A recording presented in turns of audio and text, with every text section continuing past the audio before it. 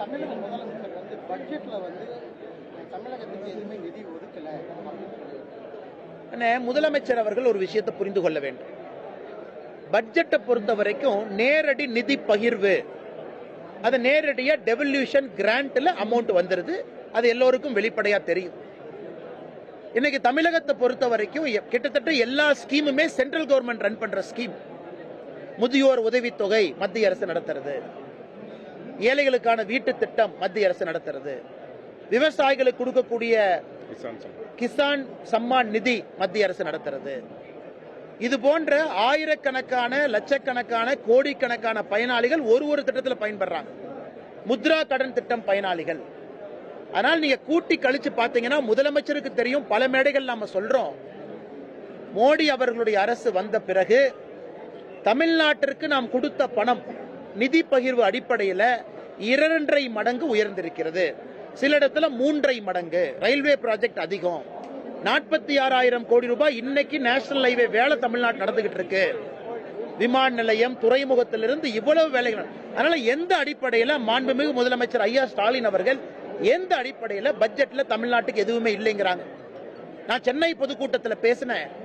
10 ஆண்டு காலம் யூபி அரசுல எத்தனை முறை தமிழ்நாடுங்கிற வார்த்தையை பயன்படுத்தினாங்க? 4 முறை. தமிழ்நாடு அப்ப 6 முறை தமிழ்நாடு என்கின்ற வார்த்தை பட்ஜெட்ல இல்ல. அந்த 4 முறை பயன்படுத்தியதுக்கு 8,800 கோடி ரூபாய் வந்துச்சு. தமிழ்நாடு ஒரு ஸ்பெஷல் ஸ்கீம். நாம எத்தனை முறை பயன்படுத்தியிருக்கோம்? 10 ஆண்டுகள்ல 4 முறை பயன்படுத்தியிருக்கோம். 11 ஆண்டுகள் 11வது பட்ஜெட் நாம 1,60,000 கோடி கொடுத்திருக்கோம். அதாவது ஸ்பெஷல் ஸ்கீம் தமிழ்நாடு. எல்லா மாநிலத்திற்கும் எல்லா வருடமும் ஸ்பெஷல் ஸ்கீம் வராது. நமக்கு 2021-22 மிகப்பெரிய அளவில் 1,20,000 கோடி ஒரே ஆண்டுல நேஷனல் ஹைவேக்கு வந்துச்சு. போன ஆண்டு ஆந்திரா கொடுத்திருக்காங்க, இந்த ஆண்டு பீகார் கொடுத்திருக்காங்க. ஸ்பெஷல் ஸ்கீம் தமிழ்நாட்டுக்கு வந்திருக்கு. எப்படி குடியரசு தின அணிவகுப்புல எல்லா மாநில ஊர்திகளும் எல்லா ஆண்டும் கலந்து கொள்ள முடியாதோ அது மாதிரி ஸ்பெஷல் ஸ்கீம் போகுது. அதை வச்சு முதலமைச்சரை அரசியல் பண்ணணும். முதலமைச்சர் வெள்ளை அறிக்கை வெளியிட தயாரா? நான் கேட்கிற ஒரே கேள்வி. நாங்க ஆட்சிக்கு வந்ததிலிருந்து அவங்க பினான்ஸ் மினிஸ்டர் சொல்லி வெள்ளை அறிக்கை கொடுக்கட்டும். 2014 மொத்தமா தமிழ்நாட்டுக்கு எவ்வளவு வந்துச்சு? காங்கிரஸ் ஆட்சியில் எவ்வளவு வந்துச்சு? நம்ம ஆட்சியில் எவ்வளவு வந்துச்சு? அதன் பிறகு நாங்க ஏற்கனவே சொல்லியிருக்கோம், மேடை போட்டு விவாதிப்பதற்கு பாரதிய ஜனதா கட்சி தயார். RS பாரதி அவங்க என்ன சொன்னாங்க? மேடை போட்டு விவாதிக்கிறோம் பட்ஜெட்டை பத்தி. நான் சொன்னேன், ஓகே, நீங்க மாநில அரசு பட்ஜெட்டை பேசுங்க, நாங்க மத்திய அரசு பட்ஜெட்டை பேசுறோம்.